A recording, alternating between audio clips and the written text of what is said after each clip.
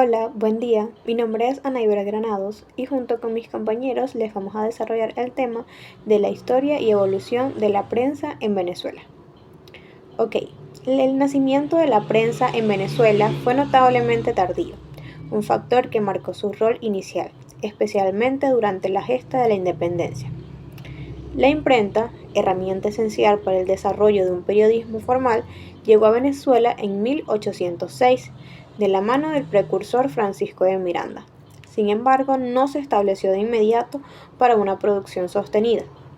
El hito fundacional del periodismo venezolano ocurrió el 24 de octubre de 1808, con la creación de la Gaceta de Caracas. Este fue el primer periódico del país y se estableció como el órgano oficial del gobierno colonial de la Capitanía General de Venezuela.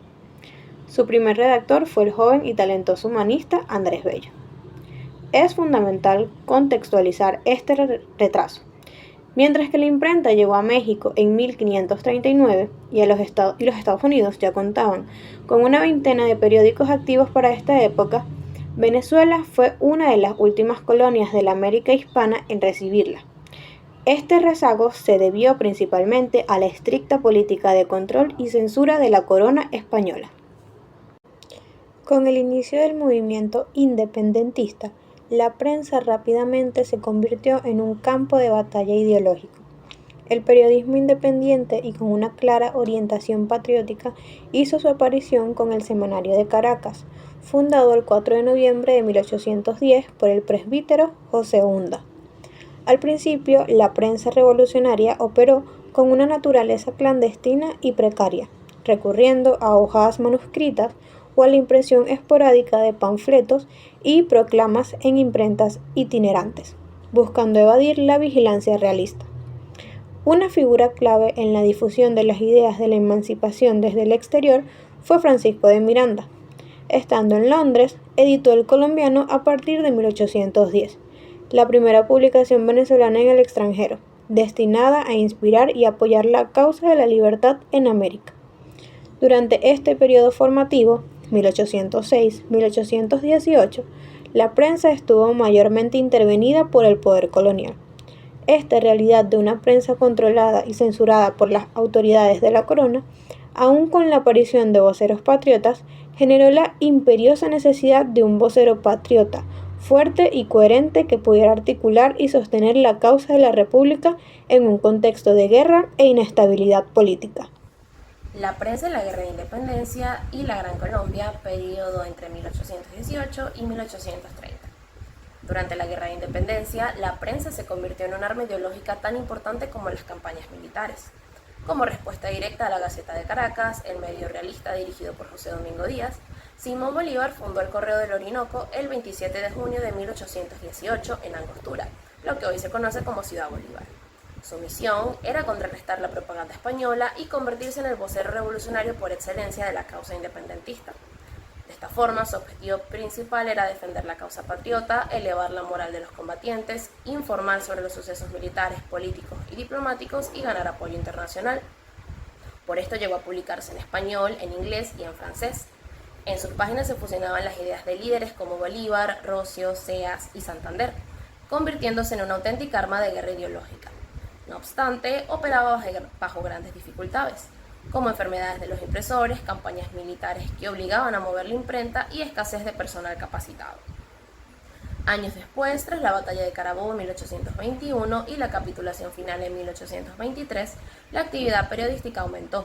Surgieron nuevos periódicos como el Concordia del Zulia, el Iris de Venezuela, el Correo Nacional, el Colombiano, el Venezolano, entre otros. Durante esta época, la prensa era intensamente polémica y entraba en debates religiosos, políticos y faccionales, entre bolivarianos, paecistas, santanderistas, unionistas y separatistas. Sin embargo, casi todos estos periódicos tenían una vida muy breve, naciendo y desapareciendo rápidamente por falta de recursos y por los constantes cambios políticos.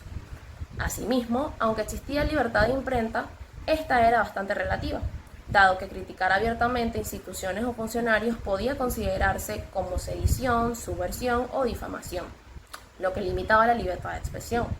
Además, la economía devastada, el alto analfabetismo, las grandes distancias y los malos caminos dificultaban la circulación de estos periódicos. Por eso no existían los diarios hasta 1830 y los periódicos eran mensuales, quincenales o esporádicos. En conclusión, la prensa durante la independencia y la Gran Colombia fue un instrumento político, diplomático y moral clave para sostener la revolución, aunque limitada por las condiciones de la época. No obstante, en sus páginas quedaron reflejados los valores y debates que acompañaron el nacimiento de Venezuela como república soberana. Hola, saludos, soy Rodney Pérez y voy a hablar sobre el auge de la prensa y su censura en el periodo comprendido entre 1830 y 1958. Y es que hubo un auge tras la separación en 1830 de Venezuela de la Gran Colombia. Venezuela se separa de la Gran Colombia y comienza a construir su propia identidad republicana. Y con ello la prensa vive un despertar en el país.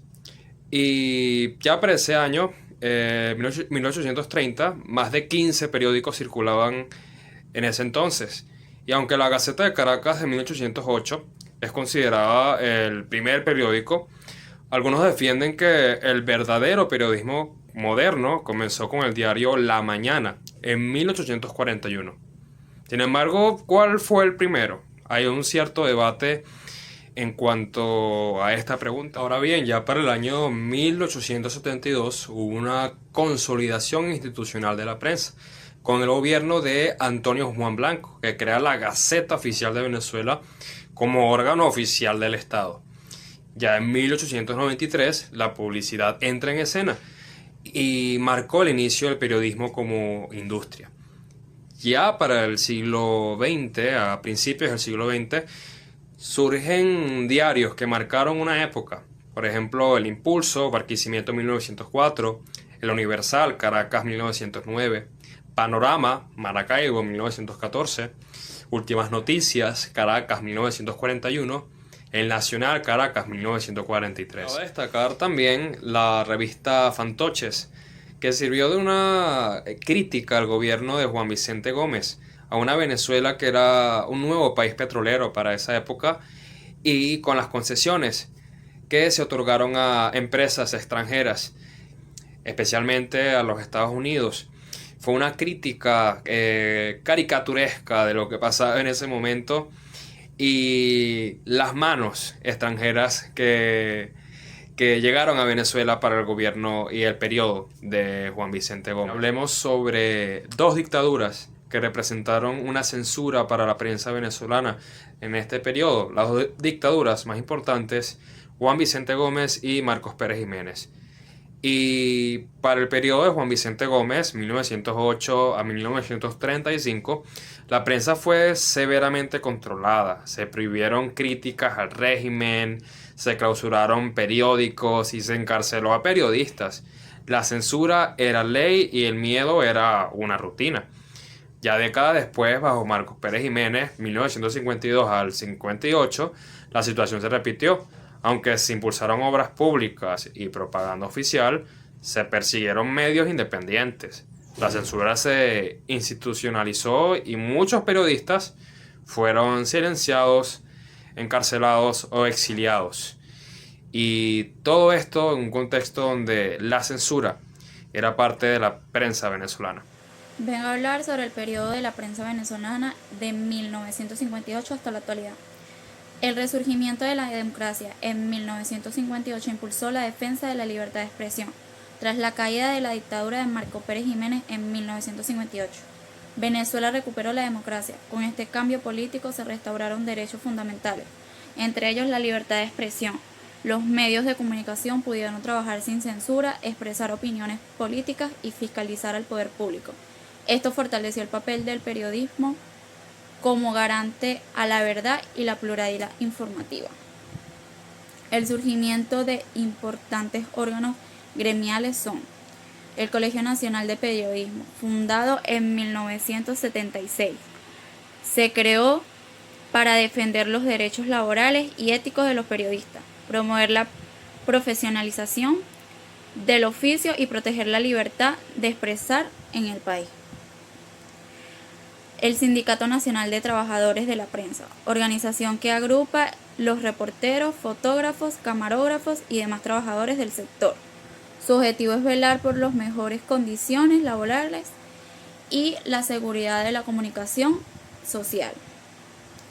El bloque de la prensa en Venezuela agrupa a los principales periodistas del país. Su función es representar los intereses de los medios impresos, fomentar la cooperación entre ellos y defender la independencia editorial y la libertad de información frente a las presiones políticas y económicas.